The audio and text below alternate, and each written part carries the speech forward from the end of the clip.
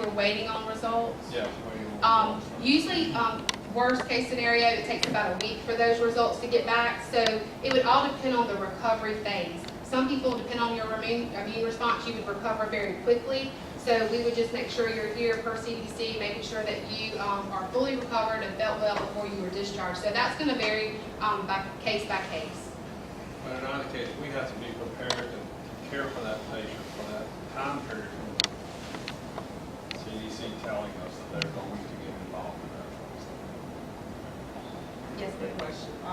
For community that are not, I guess, actually with the Right. hospital, for patients that we may have an interest in having, Sure. do we have a contact person or to refer us into emergency room? How does that process work for like those that are in the community? For another clinic or, Exactly. because you work for a doctor's office? Yes. Or, if you, so let's start with, if you're just a regular person, you don't work for a healthcare provider, you don't work in a doctor's office, and you start experiencing these signs and symptoms.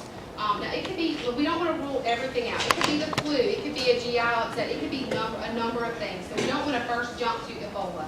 Because what we want to, first of all, you want to think about, when you think about Ebola, is your travel.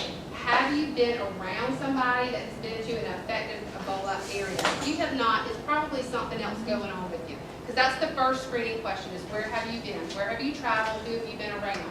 Because we don't, like we said, it could be flu, it could be anything. So we don't want to rule those things out. If you work in healthcare, of course, we want to encourage you in a doctor's office to stay up to date with what CDC is saying, what DHEC is saying. Make sure you read through those advisories, and they're changing daily. So we want you to make sure you stay up to date. And of course, your first contact person would be DHEC and go through the same screening process that we would. Now, if you are here in our community and you have any questions, you are always welcome to call us. You're welcome to call me. I can walk you through. We can set up whatever you need to set up. We'll be happy to help you with